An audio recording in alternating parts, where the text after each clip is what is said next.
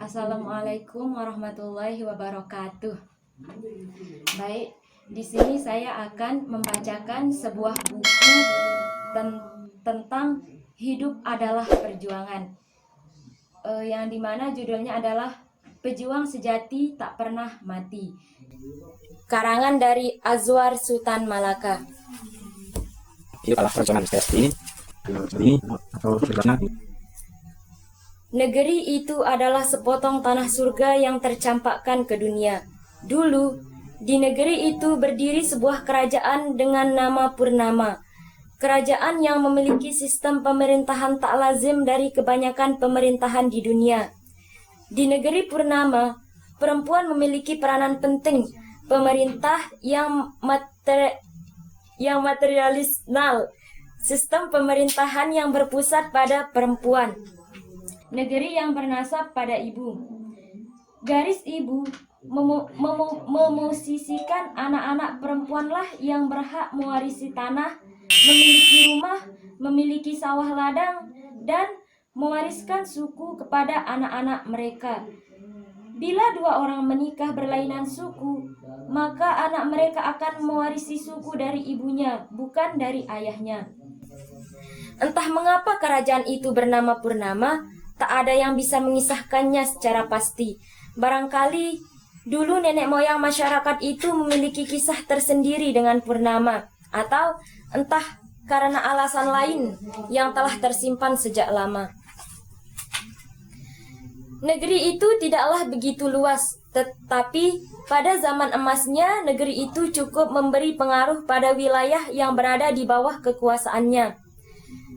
Negeri itu mampu berdiri dengan kerajaan-kerajaan yang ada sekitarnya. Setelah kerajaan di pulau-pulau di antara dua benua dan dua samudera itu bersepakat untuk bersatu membentuk sebuah bangsa baru, mereka rela memendam kebesaran sejarah mereka. Perlahan tapi pasti, istana-istana itu tinggal nama, yang para pewarisnya pun tidak dihargai lagi sebagaimana mestinya keturunan raja. Tak hanya negeri Purnama, negeri lain yang mengalami nasib yang sama adalah Jalan Bumi. Di negeri itu terdapat istana sebagai pusat pemerintahan, juga bernasab pada ibu. Sistem pemerintahan mereka tak jauh beda dengan negeri Purnama, menepikan posisi laki-laki. Laki-laki di negeri itu hanya boleh mewarisi suku ibunya, tetapi tidak berhak mewarisi suku pada anaknya. Lelaki di negeri itu tidak berhak memiliki rumah, tidak berhak memiliki tanah, sawah, ladang, kecuali hanya menggarapnya untuk kebutuhan hidup mereka. Itu pun hasilnya harus dibagi untuk para saudara perempuan mereka sebagai pemilik tanah yang sah. Karena sekarang mereka telah berhukum baru, maka perlahan sistem lama pun terkikis zaman. Sistem kehidupan yang berpusat kepada garis ibu semakin pudar. Keluarga-keluarga baru dari keluarga inti di bawah nasib ke tanah rantau. Di tanah baru, mereka sudah mengadopsi budaya yang dominan. Mereka memberi peran lelaki yang cukup besar walau untuk beberapa hal masih berprinsip sebagai keluarga dengan adat matrilineal. Jalan Bumi berpusat di kota Bunga Api. Kota pada dahulu kala ada tempat keramaian. Daerah di mana tempat bertemu orang-orang untuk saling menukar barang. Petani akan menukar beras dengan ikan-ikan yang dibawa dari kota dermaga. Ataupun peternak ayam dan itik akan menukar telur ternak dengan ikan-ikan dari petani yang memelihara ikan dari keramba di danau.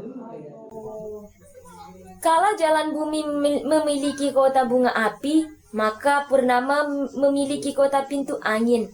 Pintu Angin sebagai perlintasan dari beberapa daerah di pusat pulau. Kota dengan hawa yang sejuk itu menjadi abadi di hati banyak orang. Pada zaman penjajahan, para penjajah membuat menara waktu persis di kota. Di bagian tertinggi kota, konon kabarnya di dunia hanya ada 2 pengukur waktu yang seperti itu. Dari waktu ke waktu, desain puncak menara waktu berubah sesuai dengan siapa yang menguasai kota. awalnya berbentuk kubah dibangun oleh penjajah dari Eropa. Pembangunan itu karena pintu angin menjadi benteng pertahanan penjajah. Kemudian setelah penjajah lain bangsa kuning bermata sipit menguasai pintu angin, desain puncak menara waktu diubah menjadi limas, seperti kelenteng, tidak sepenuhnya memiliki hubungan dengan negeri penjajah baru. Hal itu dilakukan barangkali karena mereka berusaha mengambil hati masyarakat.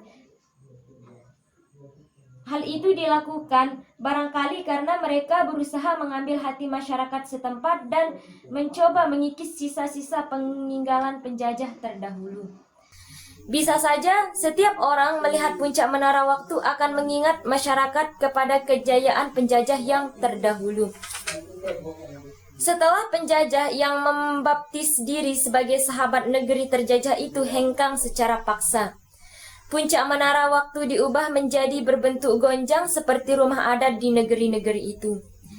Gonjang mengingatkan orang pada Cati Bilang Pandai, lelaki yang turut serta dengan Maharaja Diraja saat mencari daerah baru ke Pulau Perca. Dia arsitek rumah begonjang dalam mitos masyarakat daerah itu.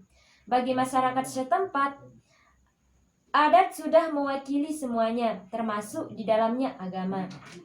Adat bagi mereka identik dengan agama. Bila seseorang pindah agama dari agama yang lazim di seluruh negeri,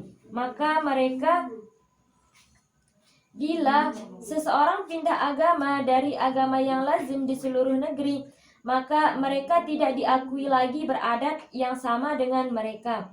Oleh karena itu, lahirlah ungkapan adat berdasarkan syarak atau agama, sementara syarak berdasarkan kitab Allah. Sekitar 100 km dari pintu angin, melewati bukit dan lembah, melalui jalan mendaki dan berliku, berdiri sebuah kota yang lebih ramai. Kota yang menjadi pusat pemerintahan daerah setelah bergabung menjadi sebuah negara. Kota itu bernama Dermaga.